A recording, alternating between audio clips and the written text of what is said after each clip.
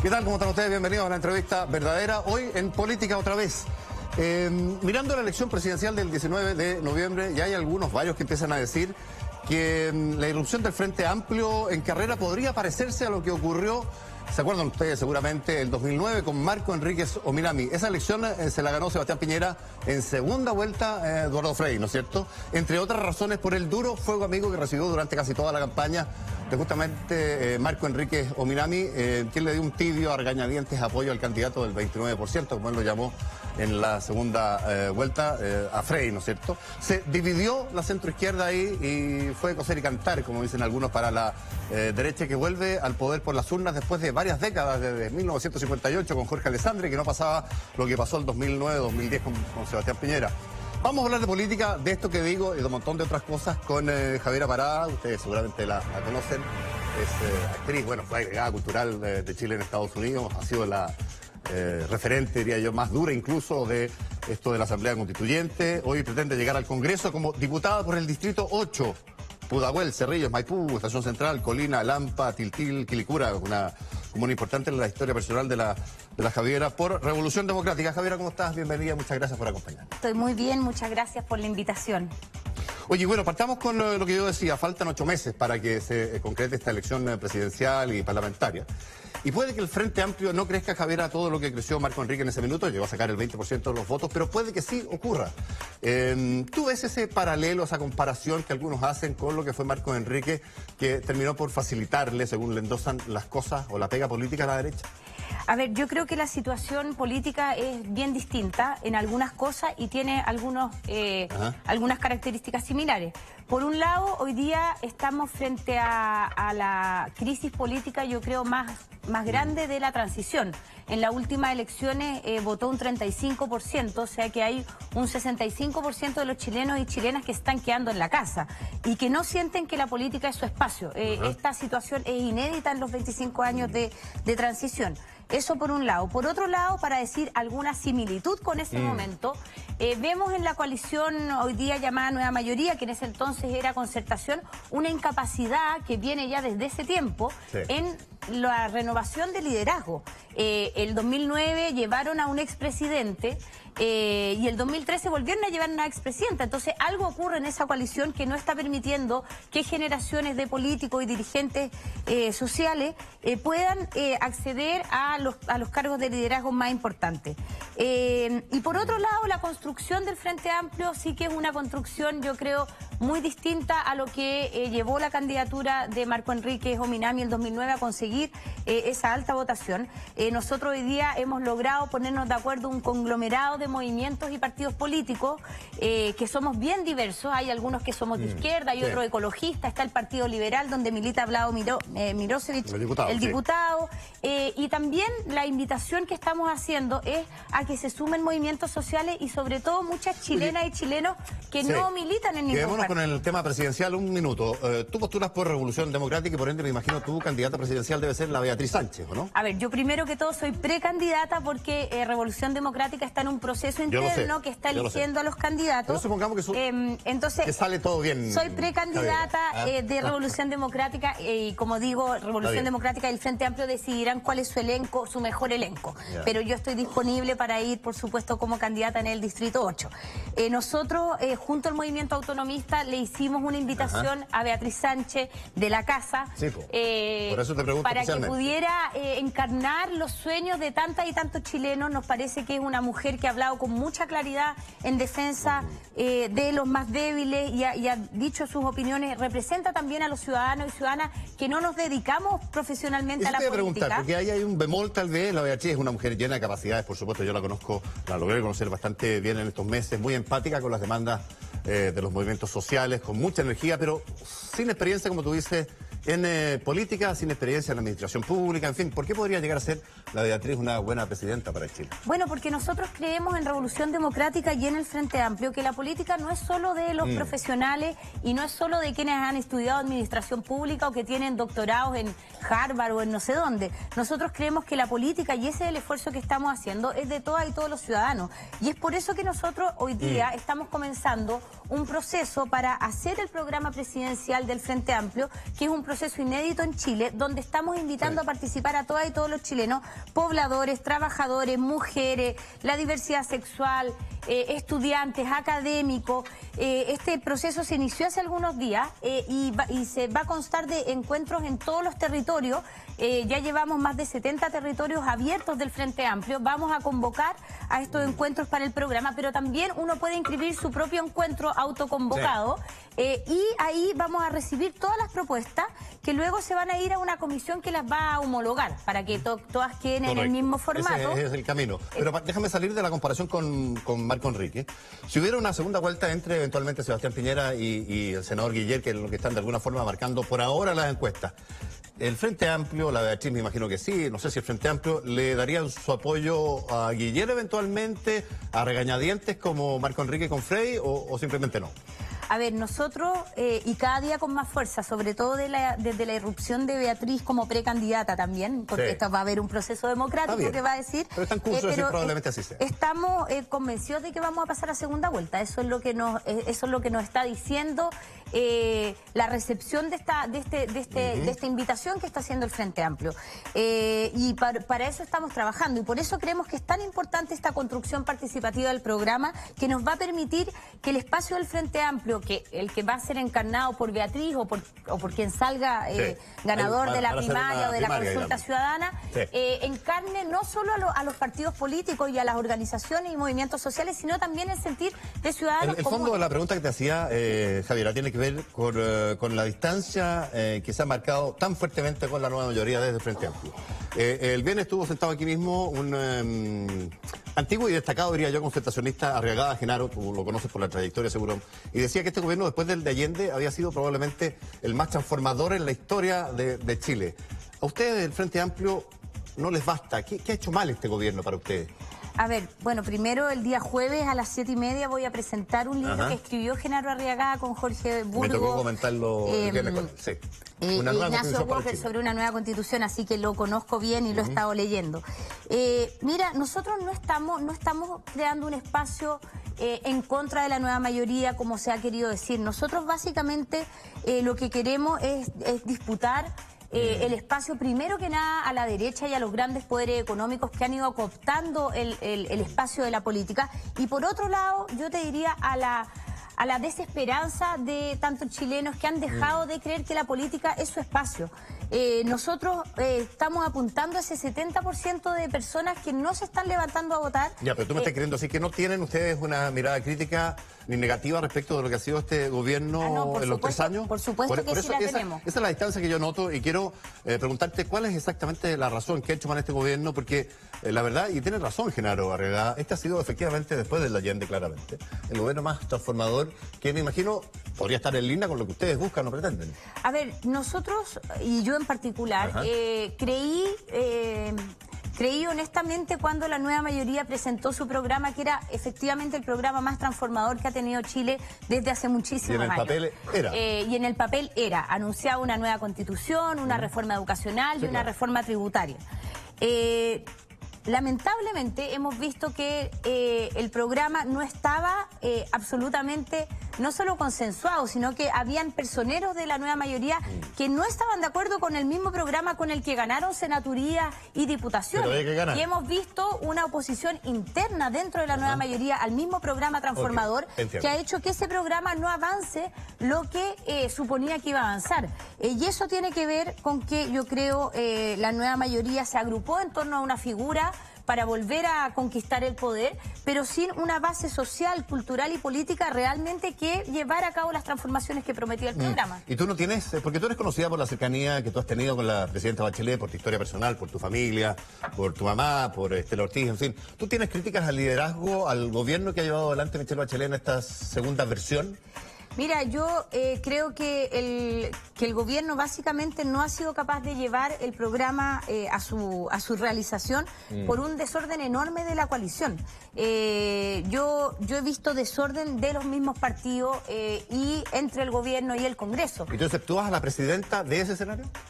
Yo creo que la presidenta ha hecho lo mejor que ha podido su labor, pero ha sido dejada sola en muchas de las reformas que ella quería impulsar. En el mismo proceso constituyente vimos la ausencia total de participación de los partidos políticos. Yo creo que lo que ha avanzado el proceso constituyente es por un convencimiento profundo que tiene la presidenta en la necesidad de una nueva constitución, y en eso ha faltado decisión de los partidos políticos en apoyarla. Ustedes en el Frente Amplio se disputan, Javier, un electorado que yo diría tiene mucha identidad o es muy similar al del electorado del Partido Comunista. Hay una guerrilla ahí, ¿no es verdad? Ustedes han dicho que no van a crecer a costa del Partido Comunista, pero la verdad es que esa es una frase nomás, muy probablemente le hagan daño político. ¿Cuál es la idea de ustedes? ¿Que el PC se salga de la nueva mayoría donde está un poco tironeado e incómodo y se vaya al Frente Amplio? ¿Ese es como el objetivo? No, yo voy a ser majadera en esto porque me lo han preguntado muchas veces y voy a insistir en eso. Nosotros no estamos en una competición con el Partido Comunista. Yo en lo personal creo que el Partido Comunista le hace bien a la democracia chilena y tengo una larga historia que me une al Partido Comunista. Pero el Partido Comunista hoy día está en una coalición y nosotros estamos armando otra coalición que, insisto, apunta a reencantar al 70% de los chilenos que hoy día no se ven representados en la política como está ocurriendo. Ya, pero tú tienes críticas al PC porque parece estar muy cómodo con un pie en la moneda y otro pie en la calle. Esa es la estrategia que han diseñado y pese al tironeo con la democracia cristiana están en una coalición que gobierna un país, digamos. Bueno, y nosotros tomamos la decisión de formar otra coalición, que es una coalición que no es una coalición que tiene meramente un interés electoral. Nosotros estamos trabajando en los territorios, ya se han abierto más de 60 territorios del Frente Amplio a lo largo de todo Chile,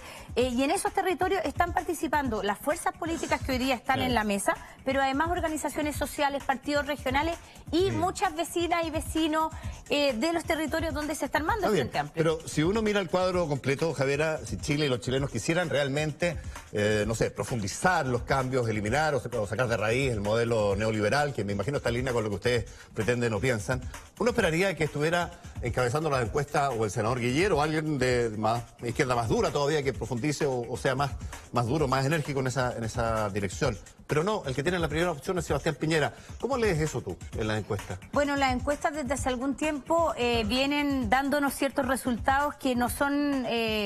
que no concuerdan con los resultados de las elecciones. Para el Brexit no se pudieron leer las encuestas, para el proceso de paz en Colombia, porque yo insisto que en las encuestas todo el mundo responde, pero después la gente que se levanta a votar no es la misma. Pero en Chile las encuestas que apuntan al candidato presidencial es difícil que varíen mucho y la han apuntado casi siempre. Bueno, nosotros estamos haciendo, por eso... ¿Cómo lees tú que la derecha tenga una opción, no sé si la primera, a lo mejor Piñera se cae un poco, no tengo idea, pero por ahora tiene la primera opción de volver a ser gobierno? Tiene la opción, por supuesto. Yo creo que aquí, además de organizarnos, hay que reinventar un país y un imaginario cultural que nos lo arrebató el neoliberalismo, que nos lo arrebató el modelo que dejó la dictadura, que es de un individualismo feroz y que ha hecho que la promesa del éxito individual que hace la derecha tenga sentido para mucha gente. Y yo creo que la apuesta que estamos haciendo en el Frente Amplio, por eso es una apuesta a mediano plazo y no tiene una vista cortoplacista de estas elecciones. Nosotros queremos rearmar ese tejido social que se intentó destruir durante la dictadura y que luego la Concertación se dedicó a ahondar en esa separación entre la sociedad y la política. Oye, Javiera, cuando tú sales de ser agregada cultural allá en Estados Unidos, lo haces entre otras razones, me imagino, pero comunicas que lo haces para venir a impulsar acá a Chile una asamblea constituyente que no es negociable, en fin, y ahora te vemos, para sacar ahí de escena la Constitución del 80, ¿no es verdad?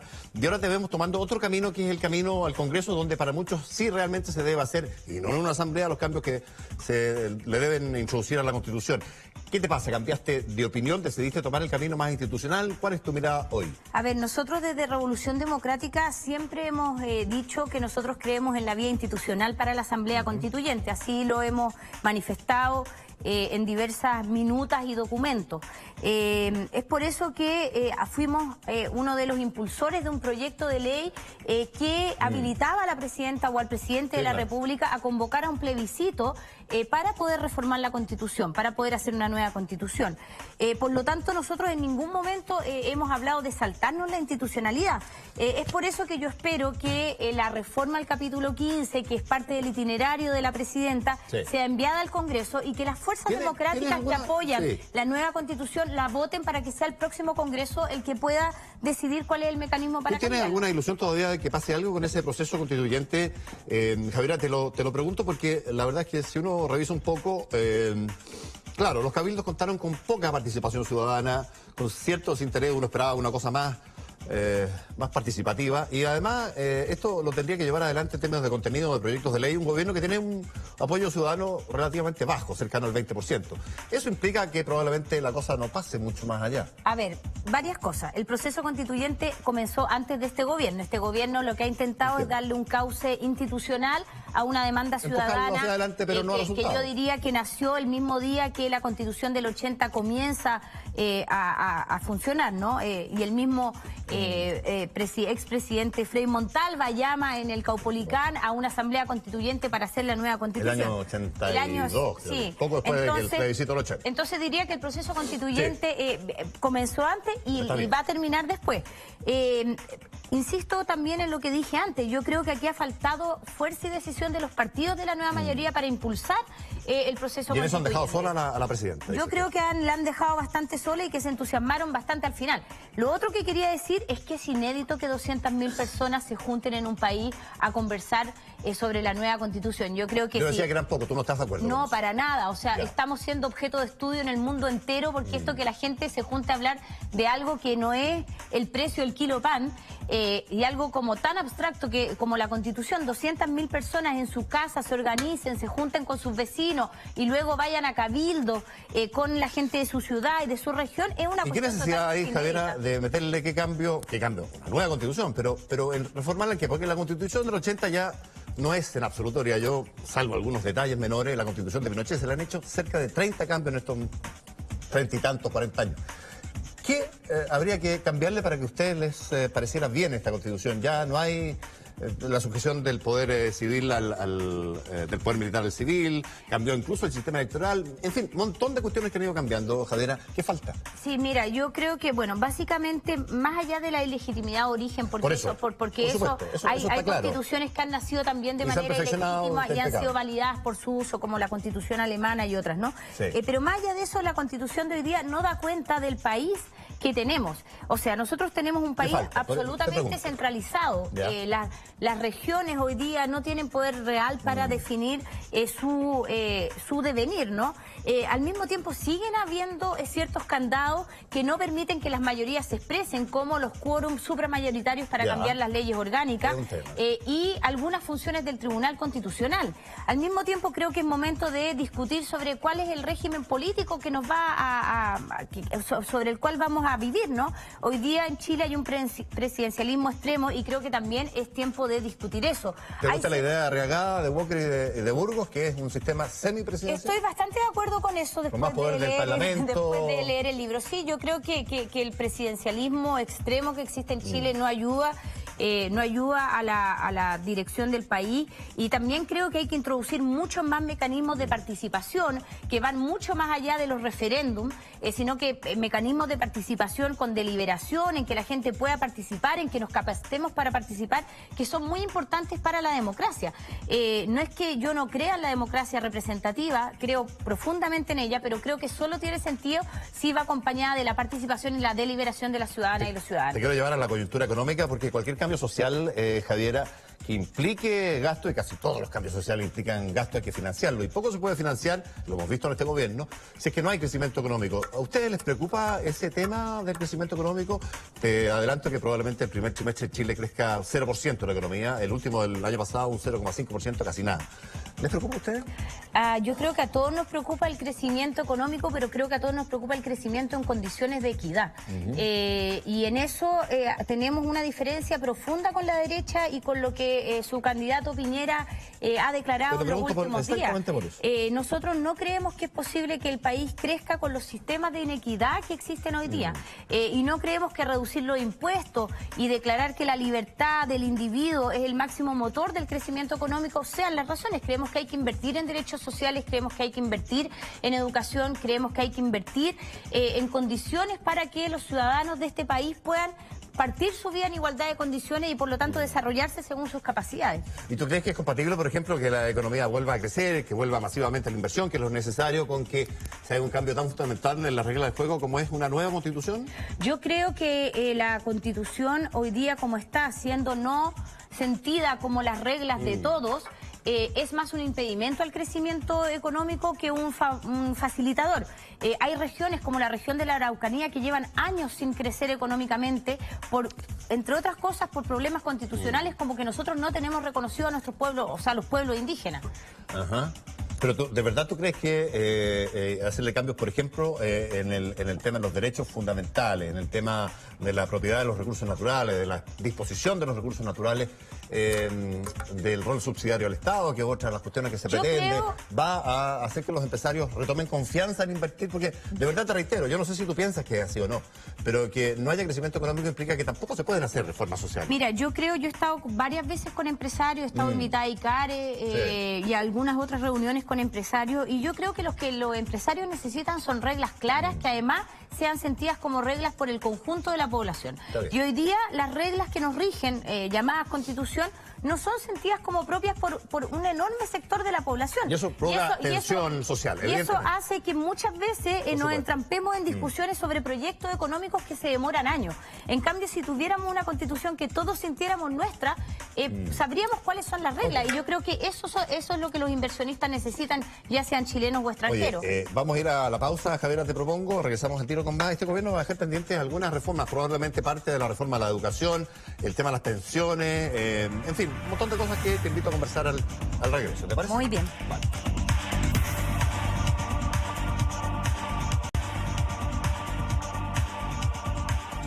Bueno, estamos de regreso con Javiera Parada. Mañana es 29 de marzo, se cumplen 32 años. 32. De un día que marcó para Javiera Parada y su familia, su entorno, una situación dramática. Javiera, en la antesala de esa fecha, ¿qué mirada estás teniendo del análisis que se hace hoy día a propósito de Punta Peuco, de esto de que quienes están muriendo después de años de cárcel puedan ser liberados y morir en sus casas? Sí, mira, este tema está bastante claro en la legislación chilena. Yo me he dedicado un poco a investigar. Y los casos de personas que tengan demencia o que pierdan sus facultades mentales. ¿O enfermedades terminales también? Es que hay dos separaciones. Una tiene que ver con la incapacidad mental. Y que cuando esa incapacidad mental se produce en un recluso, si esta persona no es un peligro para la sociedad, bajo fianza se les manda a un tratamiento. Y ¿siempre bajo cautela del Estado? Si son un peligro para la sociedad, se manda a una institución psiquiátrica que sea bajo cautela del Estado. Y eso está en el Código Procesal. Y en caso de enfermedades terminales también se habilita la posibilidad de indulto en caso de que sea confirmada esta condición. Dicho lo cual, Javiera, ¿cuál es tu opinión personal? Porque eso está, pero es que eso para decir que no hay que legislar exclusivamente para esto. Ahora, el derecho internacional es claro en relación a los casos de delitos de lesa humanidad, que son los casos por los que están presas las personas que están en Punta Peuco, que es importante decir que son un número muy reducido en relación a la cantidad de crímenes y criminales de lesa humanidad que han habido en Chile, que además son personas que han cumplido con muy pocos años de presidio, son personas que no han colaborado con la investigación, son personas que no han mostrado arrepentimiento eficaz, que esto es ir y entregar a la justicia la información que uno tiene. Entonces, creo que en nuestro país, además, el derecho internacional, los acuerdos que nosotros hemos suscrito son leyes en nuestro país. Entonces, existe la legislación para solucionar estos temas.